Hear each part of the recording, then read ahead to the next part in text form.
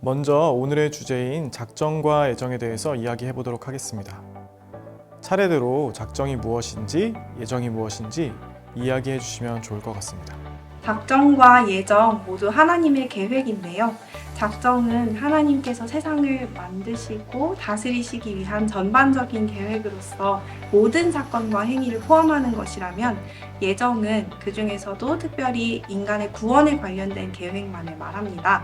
결국은 우리의 구원을 포함한 모든 것이 하나님의 계획인 거죠. 그런데요, 이런 의문이 들기도 하잖아요.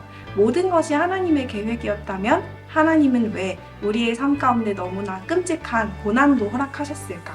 왜 하나님은 인류에게 죄가 들어오는 것을 막지 않으셨을까? 이런 의문에 대해서 어떻게 생각하세요? 결국 이런 질문이네요. 애초에 왜 하나님께서 아담과 하와가 선악과를 따먹게 허락하셨을까? 신앙인이라면 이 질문을 한 번씩 가지게 되는 것 같습니다. 여기에 답을 하는 데 있어서 고난과 하나님의 선교라는 책이 도움이 될 것 같습니다. 여기서 스티븐 테일러라는 학자는 하나님의 사랑이 가지는 속성에 대해서 이야기하는데요. 저희가 지난번에 삼위일체론 영상을 찍었을 때도 이야기했었지만, 하나님은 사랑이시고 삼위 하나님이 서로 사랑하고 배려하시는 가운데 그 사랑의 공동체가 확장되어 간다고 이야기했었잖아요. 하나님의 그 사랑은 상대방의 자유를 존중하고 사랑을 강요하지 않는 사랑인 거죠. 그렇기 때문에 하나님은 아담과 하와를 만드실 때 자유로운 존재들로 창조하신 거고요. 그렇네요. 아담과 하와가 그 자유를 가지고 하나님께 받은 것과 같은 사랑을 돌려드리지 않는 선택을 할 수도 있었다는 사실을 알고 계셨으면서도 사랑하셔서 우리를 자유롭게 선택할 수 있는 존재들로 만들어 주신 거군요. 하나님께서 어떻게 보면 굉장히 무모하고 위험한 선택을 하셨네요. 맞아요. 하나님은 위험을 감수할 준비가 되어 있는 사랑. 아담과 하와의 후손들 뿐만 아니라 하나님 자신에게도 고난이 닥칠 것을 아시면서 자신을 헌신하시는 사랑을 하신 거죠.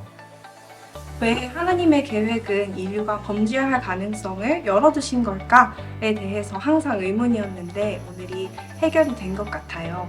우리가 하나님의 계획 때문에 죄의 결과를 떠안고 산다고 불평할 게 아니었네요.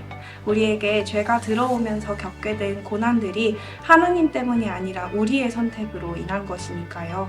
오히려 우리가 하나님을 사랑하기로 선택하지 않을 수 있다는 것을 아시면서도 선택할 수 있는 존재로 만들어주신 하나님의 사랑에 감사하게 되네요.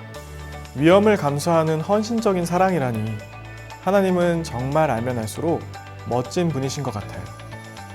우리가 이렇게 받기만 해도 되는 걸까요? 우리는 감수할 것이 없나요?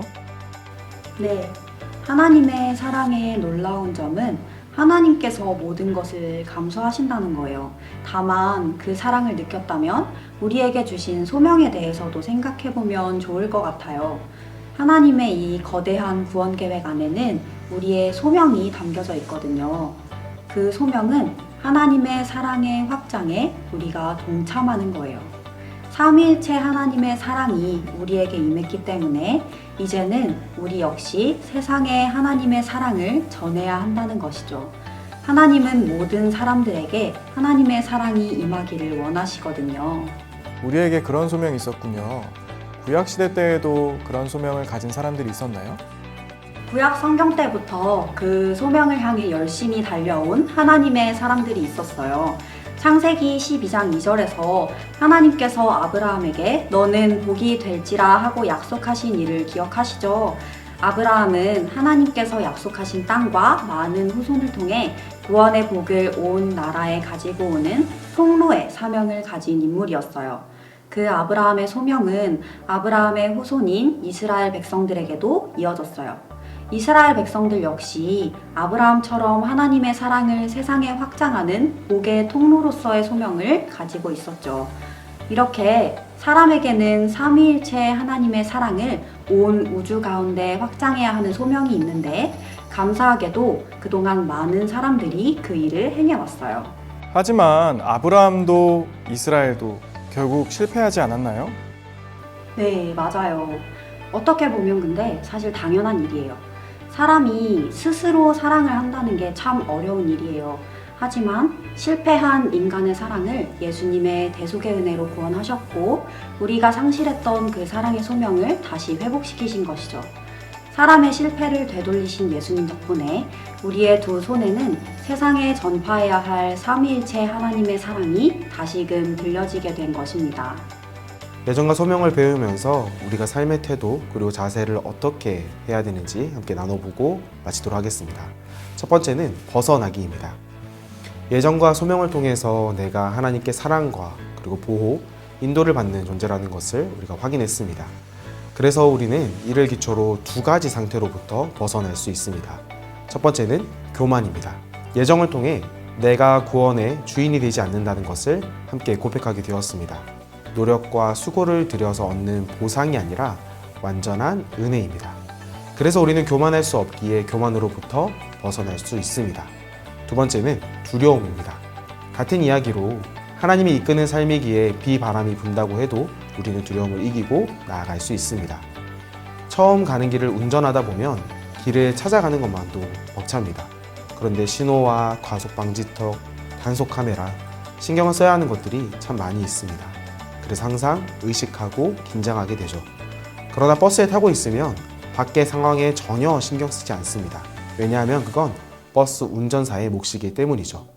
버스는 정해진 시간과 장소에 안전히 도착하고 승객들은 그 안에서 편안함을 누립니다. 하물며 버스에서도 편안함을 누리는데 하나님이 인도하시는 삶에서 우리가 어찌 샬롬을 누리지 않을 수 있겠습니까?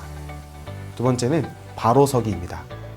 지난 3일째 성부 하나님에 대해 배울 때 우리는 사랑의 하나님을 샘으로 비유했습니다. 샘처럼 공급하시는 하나님의 사랑이 점점 흘러가서 온 세상과 만물에 확장하게 되죠. 마치 상류의 물이 중류와 하류를 거쳐 바다를 만드는 것처럼요.